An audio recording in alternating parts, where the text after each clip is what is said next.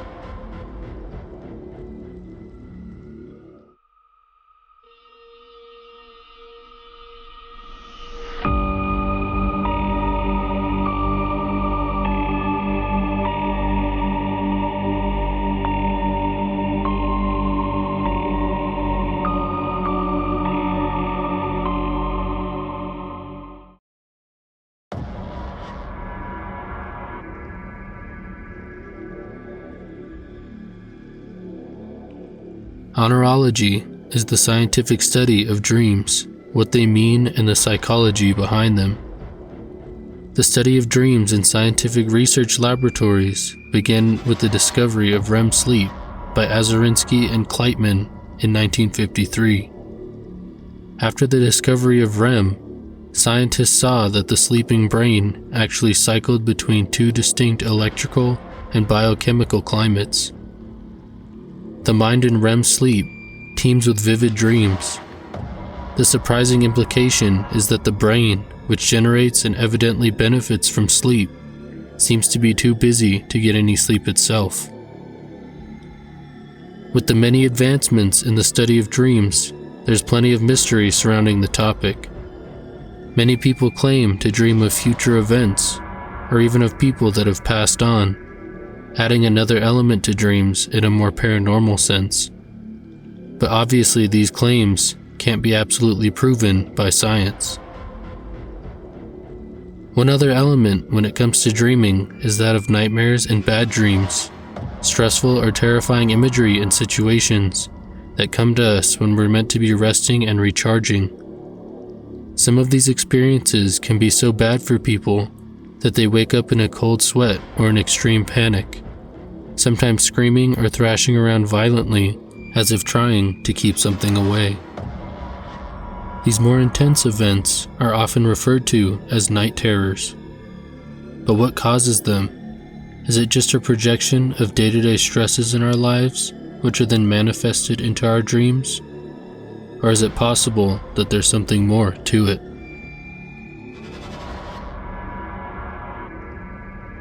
In 1984, Wes Craven explored this topic in a more intense fashion when A Nightmare on Elm Street was released. The film follows 4 teens living in a fictitious town in Ohio who are plagued by nightmares in which they are able to be harmed in real life. In these nightmares, the victims find themselves being stalked by a disfigured man whose skin is covered in horrible burns and wears a glove with blades for fingers. Any and all injuries he inflicts on them appear on their bodies when they wake up. But the true terrifying point comes when he begins murdering them in their dreams, shockingly causing real death, sending waves of panic through the terrified teenagers. The mysterious demon haunting their dream world is Freddy Kreuger, who in life was a child serial killer, murdering many children before finally being caught. After escaping prosecution due to a legal technicality, he was later cornered in his home by a mob of angry parents before being burnt alive. After his death, he returned to plague the dreams of the teens in this town. The film grossed about $57 million worldwide and was met with countless positive reviews from critics and audiences due to the plot being so creative and interesting, while still presenting a terrifying experience for viewers. I'm sure there was quite a few people who were uneasy to fall asleep after seeing this movie in theaters. This is the beauty of the film. making you fear something that you had never before thought to be afraid of. The character of Freddy himself was, interestingly enough, inspired by a few different sources from Craven's childhood. The first name Freddy was allegedly taken from a bully that used to beat up Craven in middle school. The emotions tied to that experience were obviously strong and traumatic enough to be put into the movie. A monster in his life as a child turned into his own monster on the big screen. The interesting yet now iconic look of the character was actually also partly inspired by a true and disturbing event that took place when Craven was young. He recalled hearing mumbling outside of the window of his second-floor Cleveland apartment that he lived in as a child. When he looked out the window, he saw a strange man in a trench coat and a fedora. Craven says that somehow the man sensed that someone was watching him, and he looked right up directly into young Craven's eyes. Terrified, he ran back to his bed, hoping the strange man would disappear. But after a few minutes, he peeked out the window again, only to find the strange man was still there staring up at him. The man then tried to enter the building, so Craven's older brother ran downstairs with a baseball bat, only to find that the mysterious stranger was gone.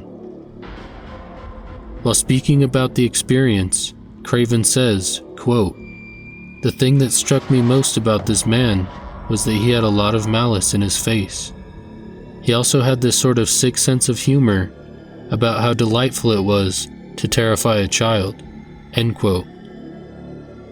He used this as inspiration for Freddy's maniacal personality, and the fedora, like the one the man was wearing, was obviously used in the creation of the character.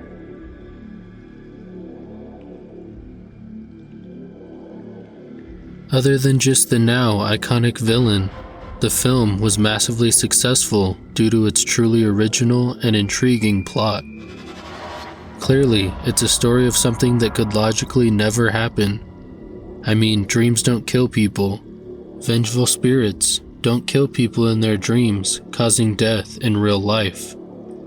Of course, this is impossible and a completely ridiculous claim. But what if I told you that it's not actually entirely impossible?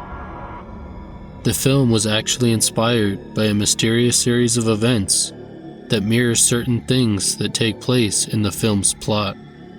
Wes Craven may have created fictional characters living in a fictional town, but the whole film was set in motion when he came across a very bizarre article in the LA Times detailing some very mysterious deaths in the early 80s.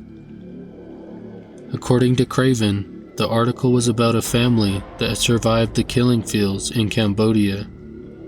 They made it to the United States, but a boy in the family still found himself haunted by terrible nightmares while he slept. He told his parents that he refused to go to sleep, believing he would die if he shut his eyes. This is what Craven had to say about the article. Quote, "He told his parents he was afraid that if he slept, the thing chasing him would get him. So he tried to stay awake for days at a time. When he finally fell asleep, his parents thought this crisis was over. Then they heard screams in the middle of the night. By the time they got to him, he was dead. He died in the middle of a nightmare. It literally brought tears to my eyes, because here's a guy who has a vision that's accurate, but it's so unusual that it seems like it's part of some sort of madness. That became the central line of A Nightmare on Elm Street." End quote.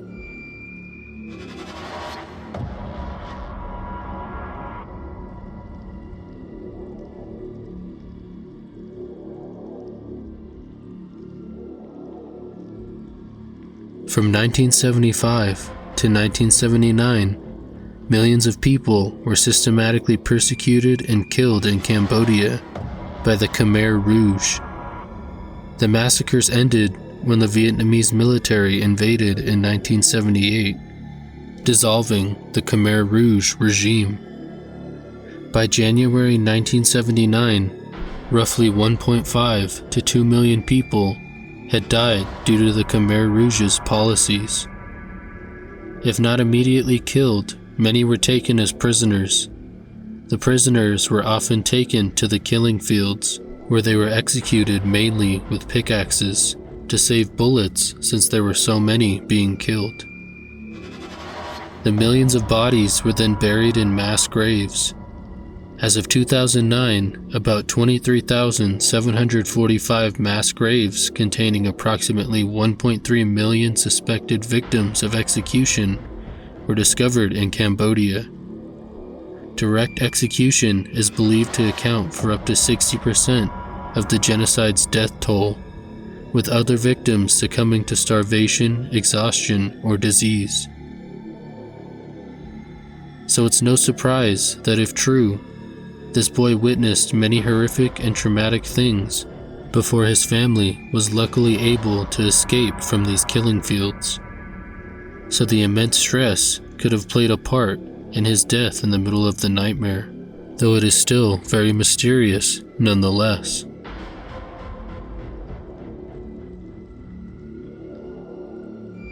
In my research, I was able to find more accounts of such deaths in a similar fashion. The story of the boy was not an isolated incident. Dozens of Southeast Asian refugees in America died for unknown reasons in their sleep during the 1980s. The mysterious deaths were usually among men in their 20s and 30s. The deaths affected a large enough segment of the population to alarm public health experts. The people suffering from this puzzling ailment were typically refugees from Laos, a small, landlocked country in Southeast Asia. These men had been persecuted in their country after they were recruited by the CIA to fight North Vietnamese soldiers during the Vietnam War. More than 30,000 men helped the United States fight communism where they lived, but died at a rate 10 times higher than the Americans. In 1975, the Vietnam War ended and Laos became a communist country. The new leadership viewed these men as traitors for helping the US, causing many to flee from their homes to become refugees in Thailand or the US, though the journey was very trying and treacherous. The resettlement was unfortunately not the end of their worries, as they often remained traumatized by their experiences back home. These people had endured a great deal and had been subjected to a great deal of traumatic experiences, all just to be forced out of their homes. Many refugees in the US suffered from high rates of poverty, and soon, the mysterious ailment seemed to befall them. Many were dying inexplicably in their sleep. Like Freddy Kreuger's targets in the film, many of the affected were teenagers and young men.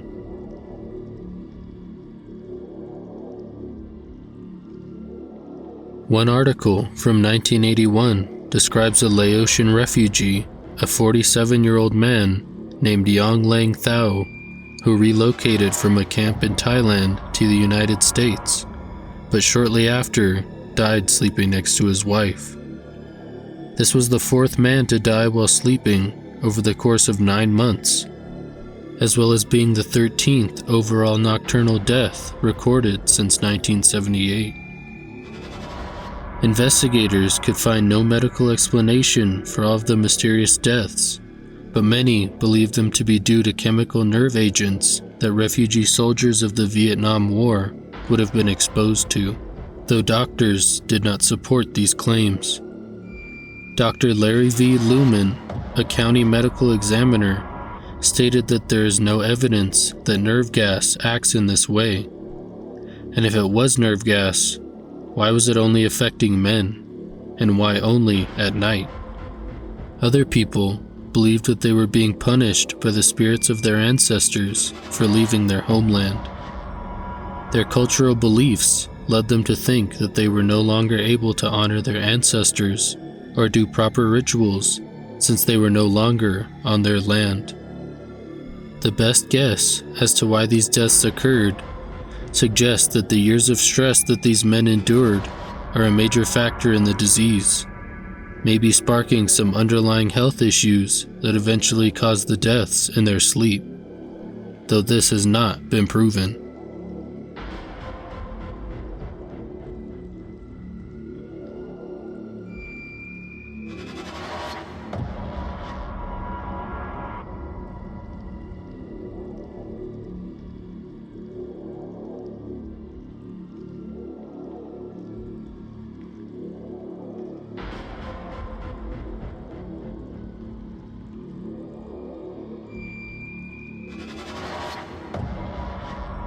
Sometimes, the true horrors of this world are the mysterious and the unknown. These men couldn't run from their fates, or even really see them coming. The threat of a mysterious death sentence dealt out to certain individuals at this time had to be absolutely nerve-wracking. Though still a terrifying entity in the film, Freddy Kreuger only symbolizes the true terror in this story, being the mysterious death that came to these unsuspecting men in the middle of the night. No sign, no warning. Reminding us that death awaits us all, and it could come for you when you least expect it.